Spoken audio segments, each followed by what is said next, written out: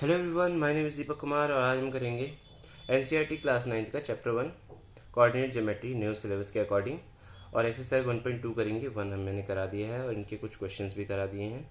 तो क्वेश्चन 5 तक हो चुके हैं। 6 से इस वीडियो में 6 to 8 क्वेश्चंस कराऊंगा।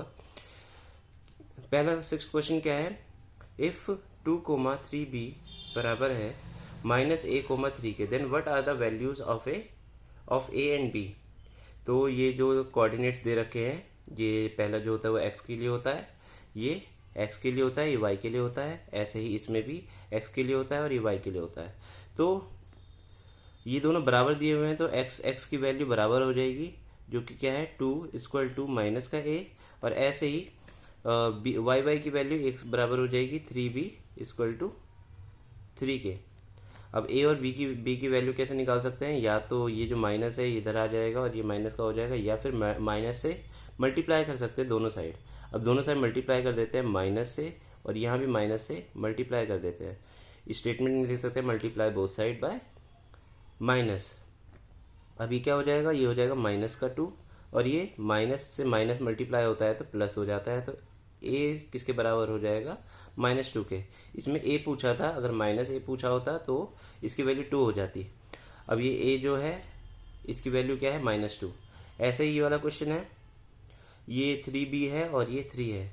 तो जब भी मल्टीप्लाई में होता है तो जब वो इक्वल टू के दूसरी साइड जाता है तो वो डिवाइड में हो जाता है, 3/3 हो जाएगा, जो कि कैंसिल करने के बाद आ जाएगा 1। तो b की वैल्यू क्या हो गई, a की वैल्यू हो गई -2 और b की वैल्यू हो गई 1। ऐसे क्वेश्चन नंबर 7 है। क्वेश्चन नंबर 7 क्या है, line passing through the point, pass हो रहा है पॉइंट से। कौन से पॉइंट से पास हो रहा है, -1,5 और 6,5 से। अभी पूछा है कि ये जो पॉइंट है, ये जो लाइन है, इस पॉइंट पे और इस पॉइंट से जो बन रही हैं वो कौन से एक्सिस के पैरेलल होगी। तो इसके लिए आपको एक ग्राफ बनाना पड़ेगा। मैंने ये पहले से प्रिंट करा लिया है। तो इस ग्राफ में क्या करना है, यहाँ पे जो होता है वो एक्स एक्सिस होता है। ये पूरी लाइन जो होती है, हॉरिजॉन्टल लाइन जो होती है, इसे कहते हैं एक्स एक्सिस, और जो भी वर्टिकल लाइन होती है इसे कहते हैं वाई एक्सिस। और इसमें दो वैल्यूज होती हैं, एक साइड होती है माइनस की, ये सारी जो होंगी एक्स डैश हो गई, और ये जो नीचे हो गई ये वाई डैश हो गई। अब इसमें जो क्वेश्चन पूछा है, ये क्या पूछा है, और ग्राफ का काम हो सके जितना वो पेंसिल से ही करे, तो पेंसिल से ही करेंगे हम भी। इसके बाद line passing through the point -1 और 5। पहला जो पॉइंट जा रहा है वो -1 और 5 है। तो सबसे पहले जो वैल्यू होती है वो x की होती है, जिसे एब्ससिस भी कहते हैं। तो -1 यहाँ से ले लेंगे x एक्सिस पे, -1 ये रहा, और दूसरा है 5, y एक्सिस पे 5 होना चाहिए पॉजिटिव। तो पॉजिटिव इस साइड है और नेगेटिव होता है तो नीचे की तरफ जाते। ये यहाँ है, यहाँ आ जाएगा ये पॉइंट। एक पॉइंट आ गया। अब दूसरा पॉइंट डालना है, वो कहाँ आ जाएगा, 6,5 है। तो x से 6 होना चाहिए, x से 6 होना चाहिए और y से 5 होना चाहिए। तो ये रहा 6 और यहाँ से 5 यहाँ आ जाएगा। इन दोनों लाइंस को ज्वाइन कर देंगे। अगर ज्वाइन कर देते हैं ऐसे, ये जो लाइन बनी हुई है इसके कोऑर्डिनेट्स अगर लिखना चाहो तो वो भी लिख सकते हैं कि -1,5 है ये, और ये है 6,5। तो ये जो पॉइंट्स हैं ये कौन सी लाइन के पैरेलल है, पैरेलल का मतलब होता है अपोजिट लाइन। ये ऐसे है और इसके अपोजिट क्या है, ये वाली लाइन है, जो कि कौन सी है, एक्स एक्सिस है। तो इसका आंसर क्या हो जाएगा, इसका हो जाएगा एक्स एक्सिस, बस एक्स एक्सिस इसका आंसर हो जाएगा। और ये आप बना के प्रूफ के लिए दिखा सकते हैं। इसके बाद लास्ट क्वेश्चन है इस वीडियो का, write down the coordinates of the points A B C D E and F का। इन सारे पॉइंट्स के कोऑर्डिनेट्स लिखने हैं, मतलब कि वैल्यूज लिखनी है x और y की, as shown in the figure below. इस फिगर में जो भी दिख रहा है।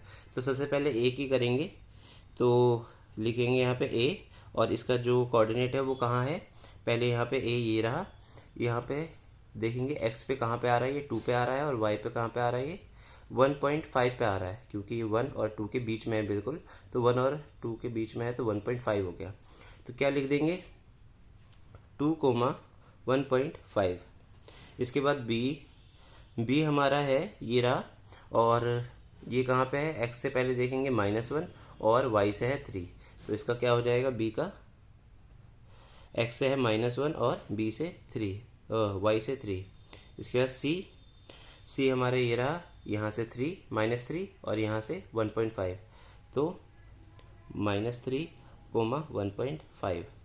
इसके बाद डी है, डी हमारा आ रहा है यहाँ, इसे थर्ड क्वाड्रेंट भी कहते हैं, फर्स्ट सेकंड थर्ड और फोर्थ। तो थर्ड क्वाड्रेंट में दोनों चीज़ें माइनस की होती है।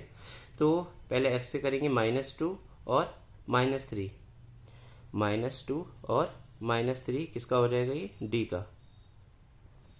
इसके बाद है हमारा ई हमारा कहाँ है, ये रहा, और ये आ रहा है हमारा फोर्थ क्वाड्रेंट में।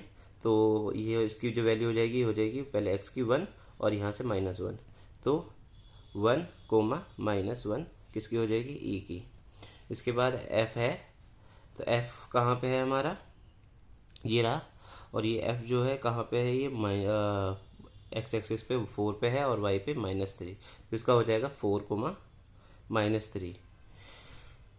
क्योंकि पहले वाई, ये ध्यान रखना है कि पहले एक्स एक्सिस लिखते हैं फिर वाई एक्सिस लिखते हैं। Thank you.